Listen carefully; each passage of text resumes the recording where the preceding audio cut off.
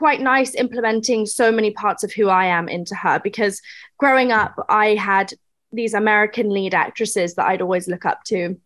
I had Selena Gomez and, Miley Cyrus, and, you watch them on Disney Channel and I would just fall in love with these people. But for some reason, I never had anyone that sounded like me, that, that was where I was from, that was a girl. Like, it was really important to me that Enola was kind of like me, because I wanted her so badly growing up, and I could have done with her so badly growing up, because I probably would not be any different, to be honest with you. But maybe my younger sister, it's so nice to be able to have that inspiration to look up to, and for young girls to be inspired by, and also see flaws in this person. She's layered, she's not perfect. And I think that's something that we love to see.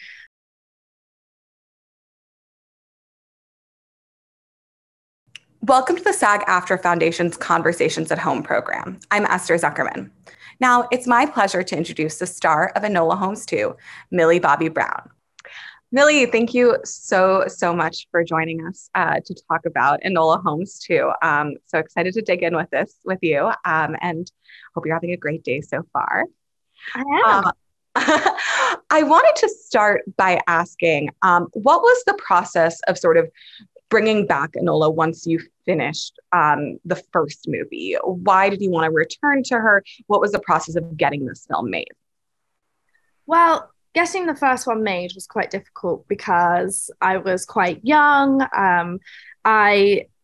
Obviously, me and my sister and my dad, we collaboratively found the book series and fell in love with the character. So to get it made initially was really hard. And then once we actually brought it to life and everybody loved Enola 1, we knew that there was more story to tell, more character to experience, and always having Netflix on board, I knew I could sell it to them. And they saw Enola 1 and obviously they loved it. And so it made me really happy to have also just a company that's grown up with me over the years and given me so many opportunities, and having them on board made this experience so much more exciting, and actually going into it with such amazing people surrounding me on the second one, I knew it was going to be made in the best way possible. And I think we had more people believing in us on the second one, including, a lot of households.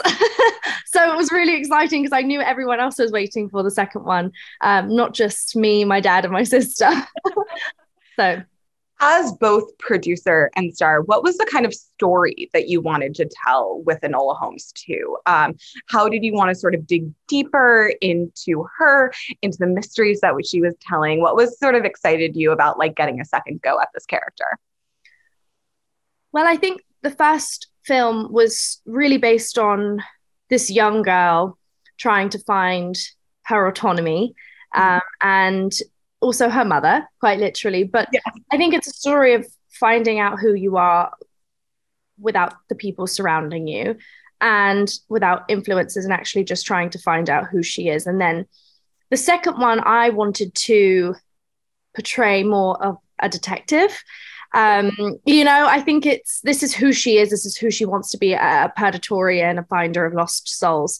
So this is her job. This is who she wants to be. And I think the second one really goes into that storyline of, how seriously she takes job, despite her gender or her age, and despite the circumstances she's in.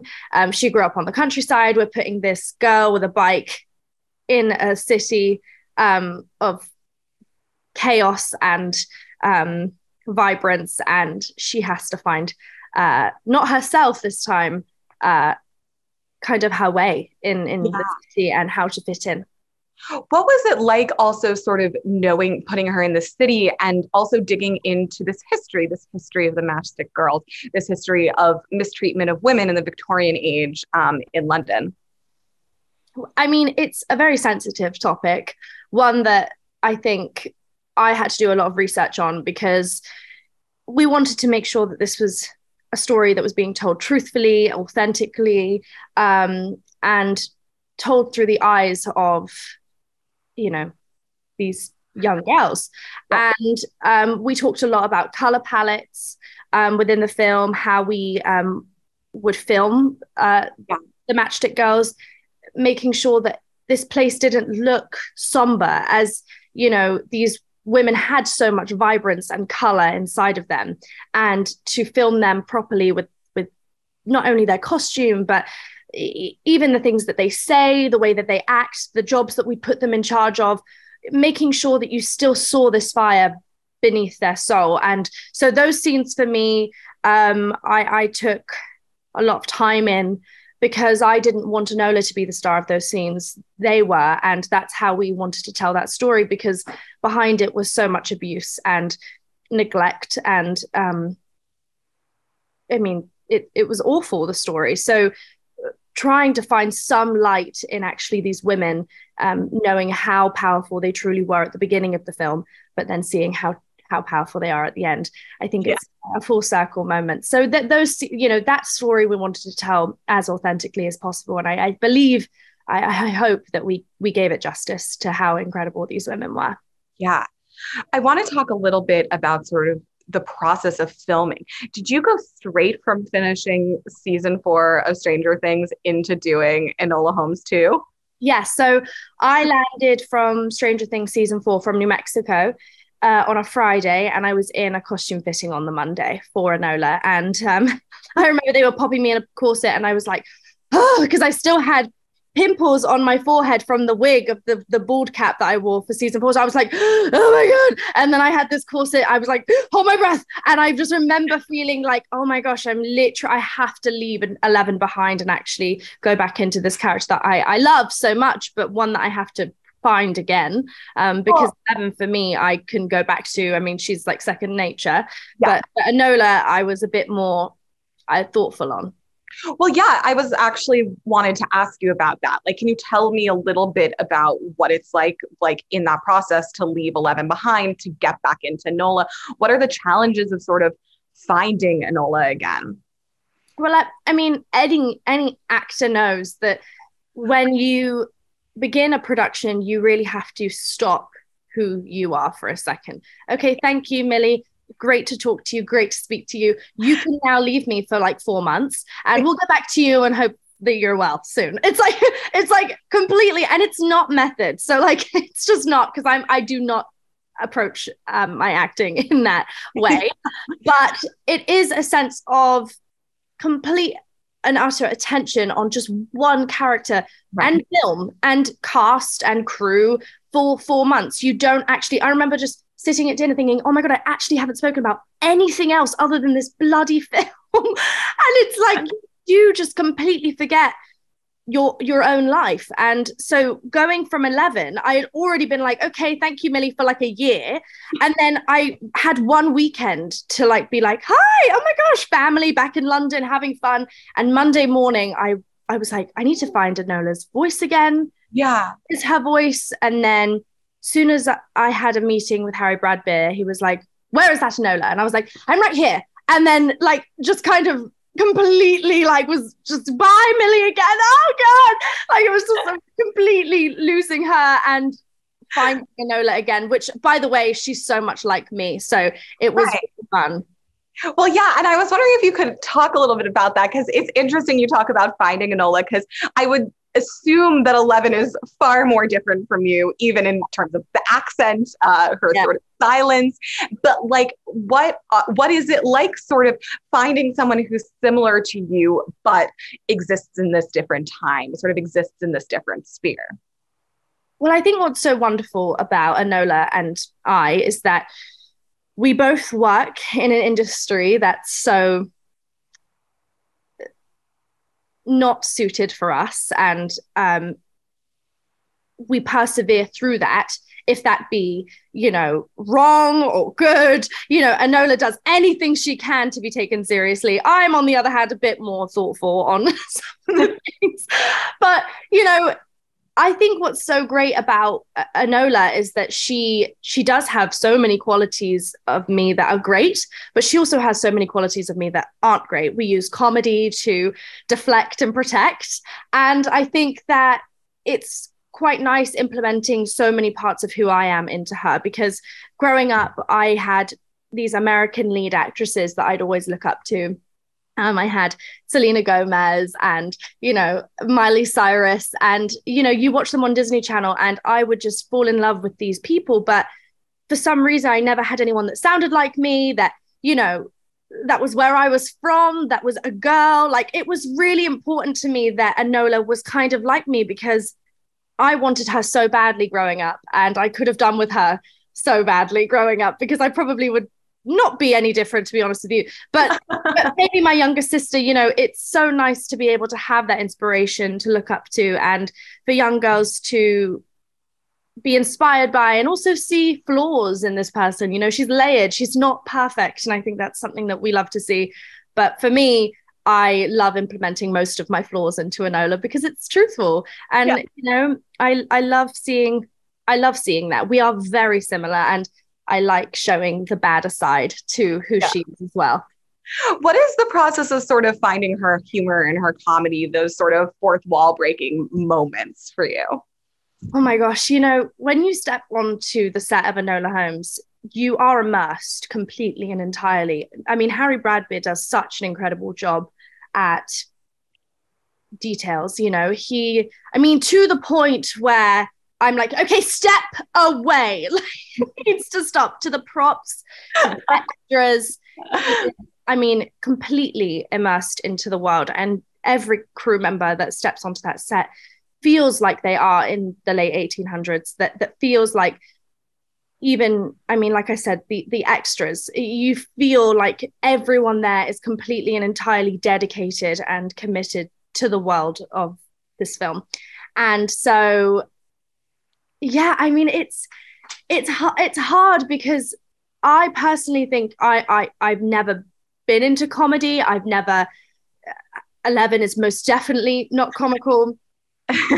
Going into this, I thought, oh my gosh, I don't know if I'm actually funny as a human. So do I know, I have English banter, but it's very modern. And I don't know if this is what do I say? And as soon as I stepped onto set and I was opposite, Henry, who was absolutely hilarious. And I had Helena, who was bonkers and wild and amazing and so funny. And then I started to okay, I'm going to find my feet here. And there's a lot of improv, actually. In the last film, there's a lot of improv, but this film, most of it's improv. It's quite funny because I love Jack Thorne, our writer and script, but he knows me so well now that the jokes actually are already in the script, that he knows that I'm going to improv. So it's quite amazing. So we have just everyone on board that knows me and knows kind of what I'm about to say. And so many times I say a joke and then I have everyone come in, Millie, that's not period. That's not, it's very, contemporary. I say jokes that are very modern, and then we have to twist them around and make sure that they are period, and then come back in, and then the joke's actually not that funny anymore. Just time completely past. But I think what this film is so based on for comedy wise is improv. And everyone succeeds in it so well, every cast member. That's so good. That brings me to something that I wanted to ask you, which is what was it like reuniting with Henry, with Helena, with Susan, with Louis, with all these sort of people that you brought on brought back from the first film? And what was that dynamic like sort of going into the second? Well, it's always shocking when Helena Bonham Carter or Henry Cavill says oh yeah, we want to come back. I'm like, oh, really is the most bizarre situation I've ever been in, because these people actually are choosing to be a part of this film that I so love. It is such an amazing honor to have such incredible and seasoned actors on this film. I always want to put my producer head on and just want to sit there and watch, but then I'm like, oh, I'm in the scene. I have to actually work. But seeing Henry again, he is like an older brother. So we went straight back into our bickering, which feels only right for the type of relationship that we have. And Helena, being that constant light on set that you just kind of sometimes need, especially when I'm tired, and just having her laugh really loudly. She has the best laugh ever. And Susan, who is incredible and just so much like me. She is so cool. I'm quite jealous of her. And then Louis, who just, just is him, it's Louis. From the first film, I was always like, okay, Louis, like, I'm gonna see if we're actually gonna get along here, because we're the same age. And second film, I was like, okay, I'm really glad you're back. But I said it under my breath so he didn't hear. We have this competition going as to who's going to let their guard down first, and both of us have been successful so far. On the flip side of that, what was it like sort of bringing in new cast members? Dave, you're going head to head with David Thewlis, which must be some sort of amazing experience. It is. I mean, when he came onto set and his opening scene is, you hear the click, and the door. It was the first day of shooting. So for him, that was really nice of him to introduce his character actually in the way that he was introduced in the film. And when he opened the door, I think everyone gasped a little bit, like everyone, oh my God, it's like Harry Potter, like it was like every kind of just like I mean, I actually think so my brother actually works on the set. He does everything for BTS, and then my sister is also a producer. So literally all of us collectively kind of huddled as a family, like, and that was like so unprofessional, but we were like, oh my God, it's him. And I was like, I don't know if I should say hi to him. And everyone was like, he's in your film, you have to. I was like, hello, sir. Just kind of led the scene entirely. He is amazing, and also someone that I look up to so much, and just completely such an incredible co-star to act with. He is just like Helena in so many ways, just a complete light that we all kind of didn't know we needed. And on the second, I couldn't imagine not doing another project with him. I could only be so lucky. So we were, very, very lucky to have him on board with this, and to bring such a different kind of villain to the film and story. Well, I mean, speaking of villains, you mentioned that you want to talk about spoilers going into this, so fair warning to the audience, but you're sort of delving more into Holmes lore, and you have the wonderful Sharon Duncan Brewster, who is a character who turns out to be Moriarty. And you're introducing John Watts, and you're doing a lot of the Holmes things. Yeah. What was the sort of thought process behind that? Can you tell me a little bit about casting Sharon and working with her? But specifically about, sort of setting up these films as a franchise that will interplay with the Holmes mythology that people know and love. Yeah. Well, like I said earlier, Esther, in the first film, we couldn't delve into that because we had to build this world with her. There's a lot of world building. There's a lot of character building. We just had to kind of understand who she is. And in the second film, we really get to delve in to the cases that she wants to solve, the people that she has to meet. We know Enola, and we feel comfortable watching Enola, and now everyone else is to make us feel uncomfortable, and the environment around her makes us feel uncomfortable as an audience. So it was very hard because I wanted to be a producer in so many ways, but then obviously I had to go onto set and actually and act. And Sharon, I wanted to not know her as much during filming, because we started off and I gave her a big hug, and then I thought, oh no, like we have to keep our distance from one another, because secretly during the whole film we are opposing each other the whole time. And I wanted to still keep that tension, that gap between us, not knowing if, who is this person? There is so much that I don't know. And this whole time, Enola's turned her head to investigate everything else around her. But when she looks beside her, that's the true enemy. That's the true villain. It was incredible. I mean, Sharon has this certain aura around her that you kind of, that there's so much depth. And I just couldn't stop smiling when I was working with her. I actually think at the last scene when she says, we know what she says. Everyone forgot their lines. Like we would all just kind of stand there and just look, because it was like a 3-day shoot, that last scene, and we were all looking at her, and I actually forgot was like my turn to speak, and I was like, ah, da, da, da, and I completely forgot because I was so enamored by her performance. That last scene, I don't think it showed half the skills that she has, but it sure did show a lot of them, and we all were kind of completely absorbed in her performance. That's amazing. Switching gears a little bit, I wanted to talk with you about the stunts and the fighting. And obviously, you're used to doing a bunch of sort of stunts and VFX on Stranger Things. But what is it like sort of getting into the hand-to-hand combat that you have to do as Enola? Well, in the first one, yeah, I had to do a lot more. And I think it's really nice seeing that she's physically able to defend herself and protect herself and others. But this film really focuses on her mind and how strong her mind is. I think going into the second film, I really wanted to dig into more of what she's capable of, what she knows, and how she's going to use that to protect herself instead of just her karate chop. I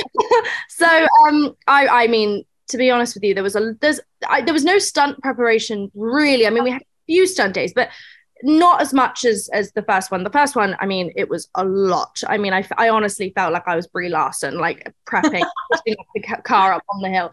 It was a lot.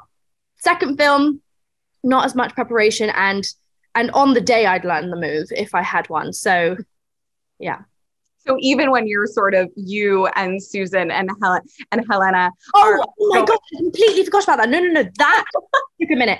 But we all had to learn our fights separately. And one day, David was, he came in and Helena and Susie and I were all together. And I was like, oh my gosh, we're actually going to beat this poor man up.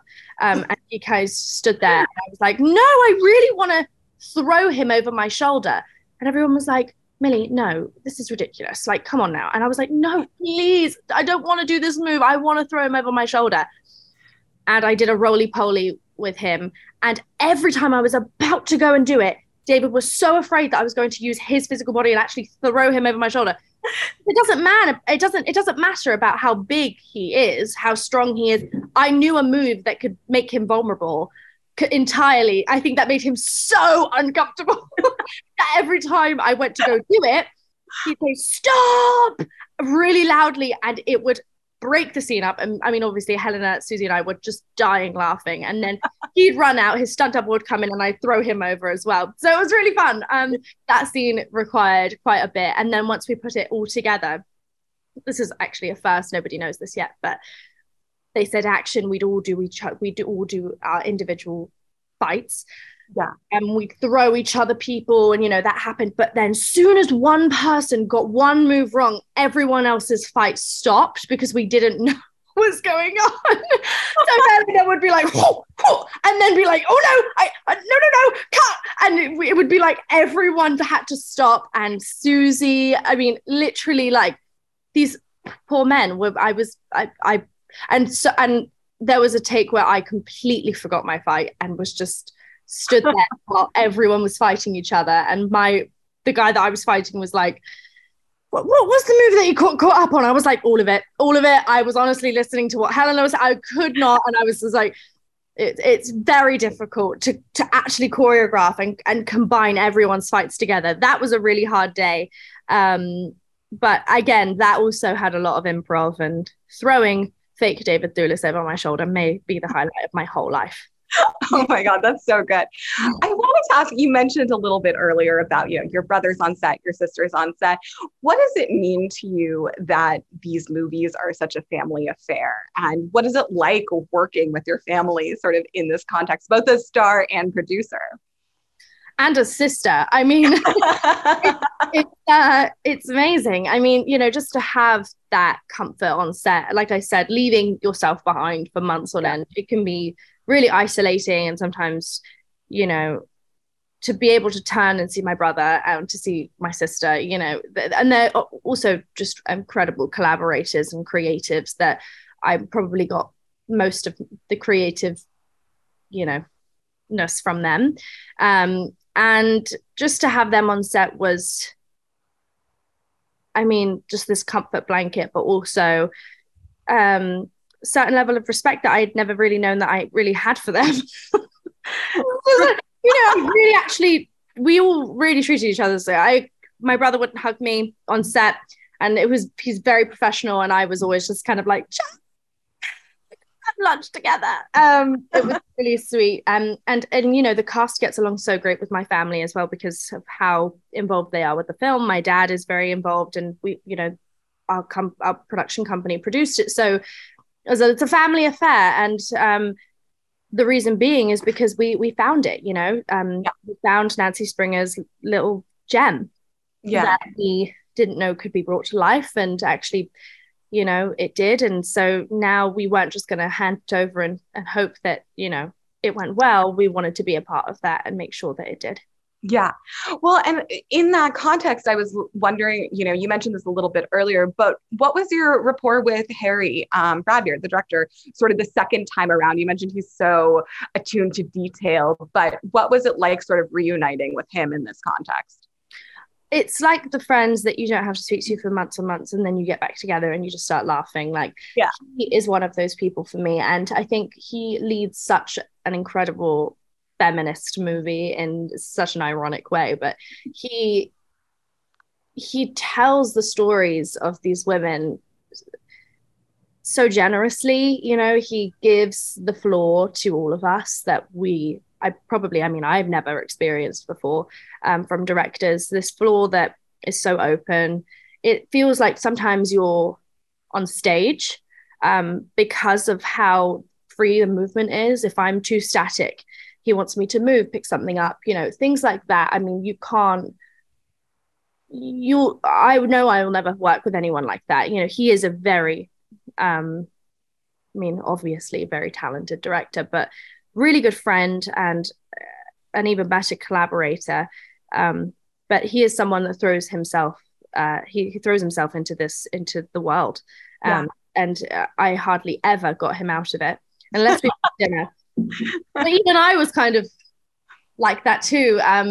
But we were in these very random places in England, and we were just always in the same hotel, kind of talking about how we can better the film, the character, how we can grow. And he's a wonderful person, but an even better friend. We are almost at time. So I want to ask, obviously this film is set up for a return of Enola. How are you hoping to sort of continue with her, to expand her story?